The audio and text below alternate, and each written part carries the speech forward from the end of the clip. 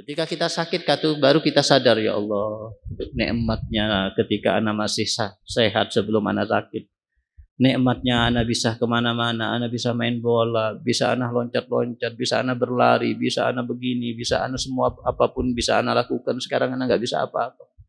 Ya Allah. Nah, kita ambil kisah daripada Ali Banat yang Al-Fakir pernah melihat di YouTube, kisah beliau yang kisah seorang pengusaha. Beliau ini seorang pengusaha kaya raya, hidup di Australia, yang beliau masih muda tapi sukses, punya perusahaan di sini, punya perusahaan di sana, masih muda sudah kaya raya. Dan beliau punya kekayaan yang mungkin 7 keturunan masih bisa memanfaatkan kekayaannya. Mobilnya berjejer, ada Ferrari, ada apa segala macam. Sempat di postingan itu disebutkan ada seseorang yang mewawancarai beliau. Dan kemudian termasuk di antara yang disebutkan di video tersebut, sandal untuk kamar mandi aja itu harganya 110 juta. Itu sandal untuk kamar mandi aja, sandal jepit lah bisa katakan seperti itu. Arlojinya ratusan juta. Kalau mobilnya jangan ditanya. Ya, beliau nggak punya anak, istri tapi nggak punya anak. Apa yang terjadi? Allah berikan rasa, atau Allah berikan kepadanya cobaan ujian berupa penyakit kanker. Dan kanker itu parah, stadium 4 menggerogoti badannya semua. Dokter-dokter semua nggak mampu, dan semua dokter sepakat bahwasanya hidupnya orang ini nggak akan lama, paling lama 7-8 bulan. Sudah divonis oleh dokter. Apa yang terjadi? Awalnya beliau berjalan begitu aja. Kemudian beliau ziarah kuburan. Kemudian beliau ingat temannya ini, sesama pengusaha juga, dan nasibnya juga sama dengan beliau, yaitu terkena penyakit kanker tapi sudah meninggal dunia. Beliau duduk di depan kuburan sahabatnya ini. Ya Allah, ini sahabatku, dulunya juga sama denganku hidup, tapi aku lihat sekarang sudah di bawah kubur, di bawah tanah. Ana melihat mobil-mobilnya semuanya nggak memberikan manfaat apapun buat dia. Uangnya yang begitu banyak, simpannya yang begitu banyak, nggak menghalangi dia untuk mati dan dikubur di bawah tanah, tidak membawa apa-apa. Keluarganya ditinggalkan. Di situ dia mengambil pelajaran, ya Allah. Pulang dari ziarah kubur tersebut berubah total keadaannya. Maka beliau jual aset-aset berharganya, dan apa yang bisa dijual karena sudah divonis dia nggak akan hidup lebih dari 7-8 bulan oleh dokter-dokter yang ahli di Australia. Ini orang kaya, pastinya dokternya dokter ahli semua. Dan beliau pergi ke Afrika. Ketika mendengar di Afrika banyak yang membutuhkan bantuan, Masya Allah, di Afrika beliau bangun masjid, banyak masjid dibangun, banyak sekolah-sekolah beliau bangun, banyak membantu makanan kepada mereka yang kelaparan di Afrika.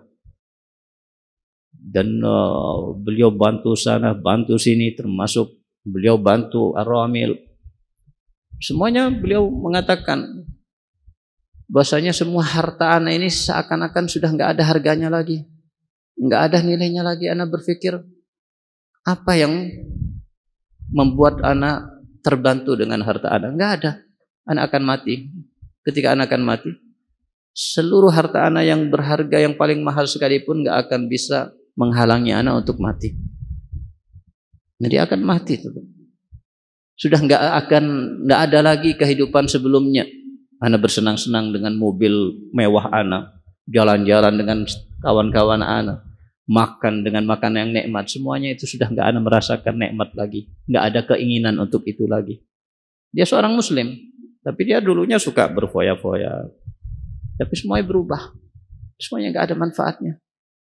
Bahkan katanya beliau, ketika aku datang ke Afrika, aku membagikan makanan kepada mereka, mereka berebutan, senang, sangat bahagia mendapatkan makanan yang enak dariku.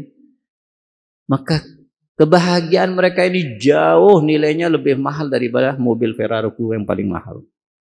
Nggak ada harganya, semua menjadi murah, menjadi nggak ada manfaatnya, nggak ada harganya, nggak ada nilainya. Karena beliau akan meninggalkan itu semuanya. Yang manfaat adalah amal kebaikannya. Maka beliau terus berbuat baik, menyumbangkan sumbangan ke sana ke sini sampai waktunya.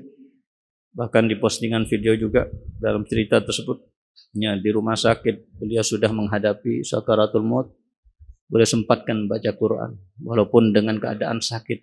Bahkan beliau sampai merasakan nyeri mendadak sambil baca. Anak ingat masa yang dibaca itu Muhammadur Rasulullah ma'unzila ihmi rabbihum mu'minun kullun amana billahi malaikatihi kutubihi rusul, dibaca kadang rasa sakit. Enggak lama setelah baca ayat itu meninggal dunia. Nah, ini Allah memberikan kepada beliau ini hadiah terbesar. Sakitnya beliau kanker stadium 4 itu ternyata menjadi hadiah dari Allah SWT. Andai kata bukan penyakit kanker, mungkin dia hidup dalam foya-foya. Mungkin dia hidup dalam kemewahan dan lupa daripada Allah. Dalam kelalaian, lupa dengan akhirat. Karena beliau orang kaya. Beliau bisa mendapatkan perempuan yang cantik, bisa mendapatkan hawa nafsunya yang diinginkan, semuanya bisa dengan hartanya yang banyak. Andai kata nggak ada sakit, beliau mungkin lupa sama Allah. Tapi Allah kasih sakit, berubah keadaannya. Dan mati, sesuatu yang sudah dicatat sama Allah nggak akan maju, nggak akan mundur. Mau dia sakit nggak sakit, tetap waktunya mati ya mati. Tapi dengan diberikan rasa sakit, matinya dia mati dalam keadaan baik. Sehingga dia taubat, dia beriqbal kepada Allah, menghadap kepada Allah SWT dengan banyak amal ibadah, menyumbangkan hartanya seluruhnya, bahkan hampir seluruhnya untuk diberikan dan diinfakkan di jalan Allah Subhanahu wa taala. Meninggal yang hadir jenazahnya ribuan, Masya Allah, karena mereka merasakan bantuannya. Masya Allah, dicintai oleh mereka. Ketika meninggalnya banyak yang hadir. Padahal aslinya dia orang yang berfoya-foya dengan hartanya. Inilah kadang rasa sakit menjadi hikmah yang penuh dengan nasihat dan pelajaran penting. Kita mendapatkan rasa sakit dari Allah Subhanahu wa taala. Maka berarti kita ini berarti orang lemah. Di saat kita sakit kita nggak bisa apa-apa. Di saat kita sakit kita mau keluar kota sudah nggak bisa. Mau punya rencana melakukan hajat ini nggak bisa. Mau apa-apa nggak bisa. Padahal kita sudah merencanakan, kita sudah berniat, tapi ternyata masih kalah dengan ketentuan Allah Subhanahu wa taala. Kalau Allah takdirkan sakit, kita nggak bisa apa-apa. Hanya Allah yang Maha Kuat. Kita jadi lemah saat itu. Maka kita akan mengingat kepada Allah Subhanahu wa taala di saat kita sakit. Dengan rasa sakit kita diampuni dosa-dosa kita. Satu, rasa sakit sudah mengampuni dosa. Dua, rasa sakit mengampuni dosa. Dengan rasa sakit kita akan bersyukur kepada Allah. Daripada nikmat sehat. Ketika kita sakit, baru kita sadar, ya Allah, nikmatnya ketika anak masih sehat sebelum anak sakit.